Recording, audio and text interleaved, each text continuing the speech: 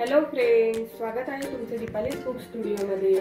आज आपण छान असं भडंग बनवणार आहोत। इथे बघा, हे भडंग घेतलेले आहेत मी अर्धा किलो भडंग या पातेल्यात काढून घेतले।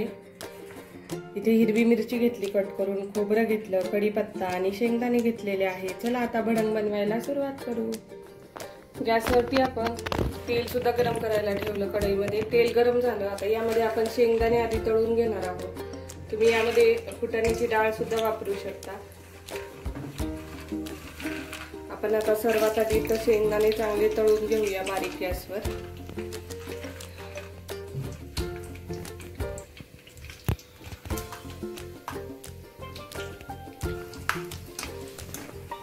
मस्त असे आता आपण शेंगदाणे तळून घेऊ। एक एक साहित्य आपल्याला तळून घ्यायचं आहे। बारीक गॅसवरती बघा, छान असे शेंगदाणे तळून घेतात।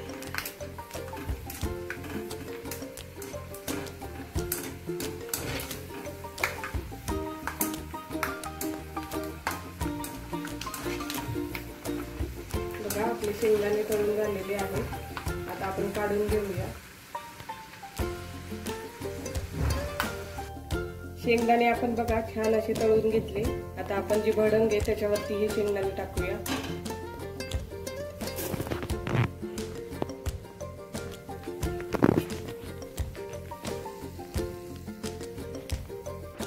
आता खोबरं आपण तळून घेऊया। मस्त असं खोबरं तळून घ्यायचं। खोबरं सुद्धा आपल्याला हे सर्व साहित्य तळून आपल्याला त्या भडंग वरती सर्व काढून घ्यायचं आहे। आता खोबरं सुद्धा आपण तळून घ्यायचं आहे।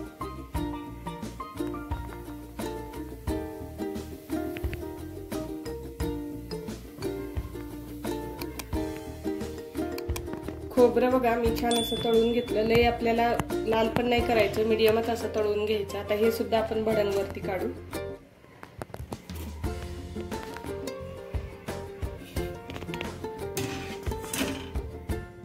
आता तेलामध्ये आपण मिरच्या घालूया। मिरच्या पण तळून घेऊ।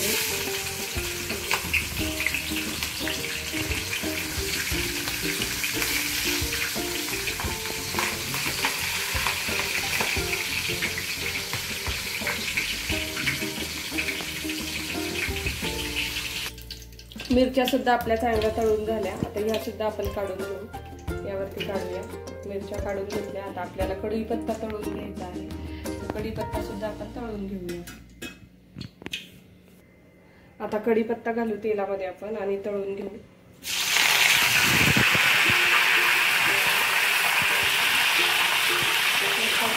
साहित्य तळून घ्यायचं आणि आपल्या भडंगला खूपच छान अशी चव येते बघा मैत्रिणी। बघा कढीपत्ता पण चांगला आपला तळून झाला बघा, मस्त तळून झालेला आहे। आता कढीपत्ता सुद्धा आपण काढून घेऊया। आता तळलेला कढीपत्ता पण यावर काढायचा। हे सर्व तळून बघा या भडंगवरती मी काढून घेतलेला आहे। आता आपण बाकीची प्रोसेस करू।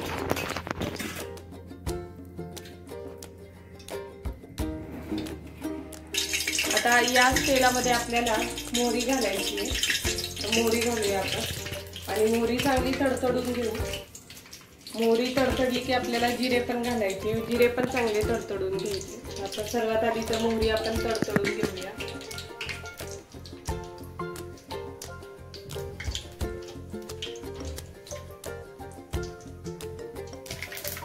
मोहरी बघा आपली चांगली तडतडली। यामध्ये आता आपण जिरे घालू।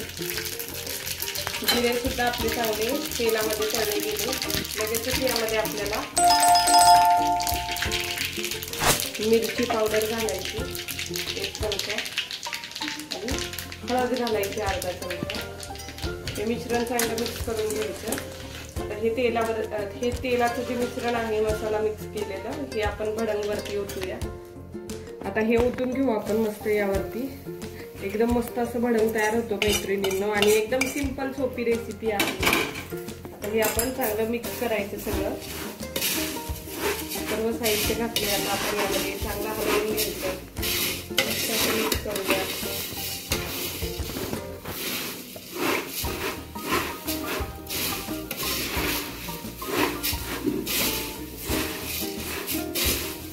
कमी जास्त तिखट तुम्हाला आवडेल तसं तुम्ही बनवू शकता। एकदम सिंपल सोपी प्रोसेस आहे। आता हे चांगलं मिक्स करून घेऊ आपण।